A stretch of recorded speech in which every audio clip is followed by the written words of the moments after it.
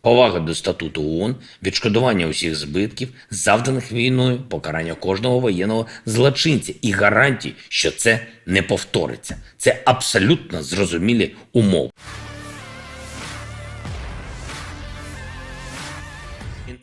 Kabar baik berembus dari Kiev. Presiden Ukraina Volodymyr Zelensky Selasa 8 November bersedia negosiasi dengan Presiden Rusia Vladimir Putin menghentikan konflik di Ukraina. Namun Zelensky mengajukan sejumlah syarat sebelum negosiasi perdamaian dilakukan. Syarat yang diajukan Zelensky diantaranya: pertama, pemulihan integritas teritorial. Kedua, Rusia menghormati keputusan PBB. Tiga, kompensasi untuk semua kerugian Ukraina. Keempat, jaminan hukuman untuk setiap penjahat perang. Kelima, Rusia menjamin bahwa ini tidak akan pernah terjadi lagi serangan ke Ukraina. Rusia belum merespon pernyataan terbaru Zelensky ini. Sebelumnya, dari Amerika Serikat dilaporkan, Washington Post menulis pemerintahan Presiden Joe Biden secara pribadi mendesak Presiden Ukraina Volodymyr Zelensky untuk negosiasi perdamaian dengan Rusia. Negosiasi untuk menghentikan konflik sebelum meluas ke Eropa. Бажаю здоров'я, шановні українці. Щойно говорив з Бен'яміном Нетаньягу, лідером блоку, який переміг на виборах в Ізраїлі. Привітав його з перемогою. Обговорили основні аспекти відносин між нашими державами. Я думаю, для усіх зрозуміло, на чому наголошує Україна та які безпекові наголоси робить Ізраїль. Вірю, що можемо значно посилити наші держави, тим більше, що загрози для нас споріднені. Сьогодні окупанти завдали ударів по більш ніж 50 населених пунктах нашої країни. Донбас, Запоріжжя, Херсонщина, Миколаївщина, Харківщина, Дніпропетровська область, ракети, авіація, системи залпового вогню. Всюди відповідаємо. Маємо і потрібні результати. Збито черговий російський літак. Отримали і нові системи, які суттєво зміцнюють нашу протиповітряну оборону. Захист українського неба, звісно, далеко не 100%, але поступово ми рухаємось до нашої мети. Станом на сьогодні можна сказати, що нещодавня ескалація російського ракетного і дронового терору призвела лише до того, що світ відповідає новою допомогою Україні. Ми зробимо все, щоб до цієї допомоги приєдналося якнайбільше країн. Загалом по фронту наші сили перебувають у стані активної оборони. На деяких ділянках Сходу і Півдня потроху відтісняємо ворога, поступово рухаємось вперед.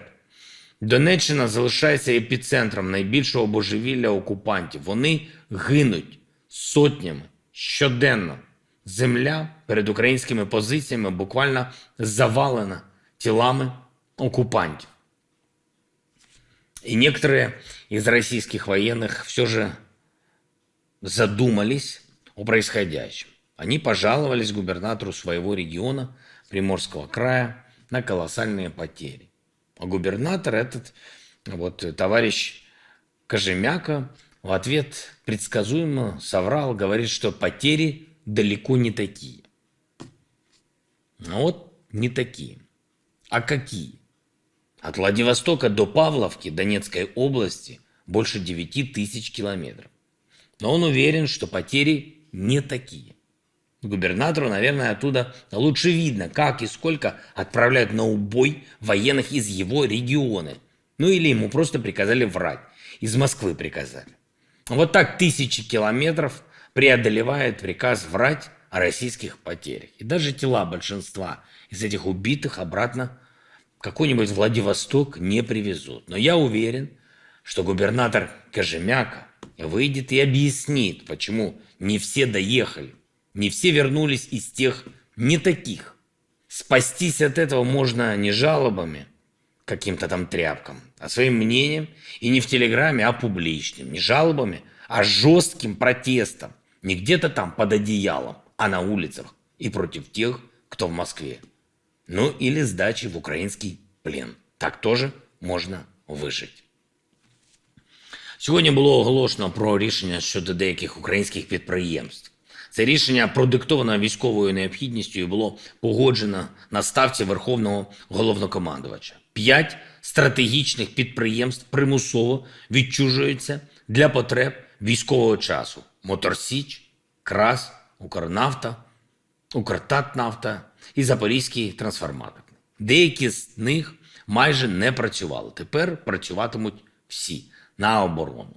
Це ремонт і виробництво техніки, забезпечення сил оборони, робота на відновлення нашої інфраструктури, комплексне завдання, яке можна виконати лише через систему військово-державного управління. Я не виключаю також інших подібних рішень. Зробив сьогодні важливе міжнародне звернення. Кліматичний саміт в Єгипті. Дуже вагома подія, дуже представницьке зібрання. Десятки лідерів держав і керівників урядів. Головне для нас інформувати світ про триваючу російську агресію, про той дестабілізуючий вплив, який Росія здійснює на увесь світ. Коли світ зосереджений на протидії війні, енергетичній і продовольчій кризам, руйнації звичних міжнародних відносин, кліматичний порядок денний, очевидно, страждає. А руйнацію клімату неможливо якось поставити на паузу. Тому кожен, хто всерйоз розглядає кліматичний порядок денний, так само всерйоз повинен розглядати і необхідність негайно зупинити російську агресію, відновити нашу територіальну цілісність і примусити Росію до справжніх переговорів про мир. До таких переговорів, які ми неодноразово пропонували і на які завжди отримували божевільні російські відповіді новими терактами, обстрілами чи шантажем. Ще раз. Відновлення територіальної цілісності, повага до статуту ООН, відшкодування усіх збитків, завданих війною, покарання кожного воєнного злочинця і гарантії, що це не повториться. Це абсолютно зрозумілі умови. Підписав сьогодні указ про нагородження наших героїв, 396 українських військовослужбовців, відзначені державними нагородами. Дякую кожному і кожній, хто воює за Україну. Дякую всім, хто працює заради нашої перемоги. Дякую всім нашим партнерам, які допомагають нам захищати свободу. Слава Україні!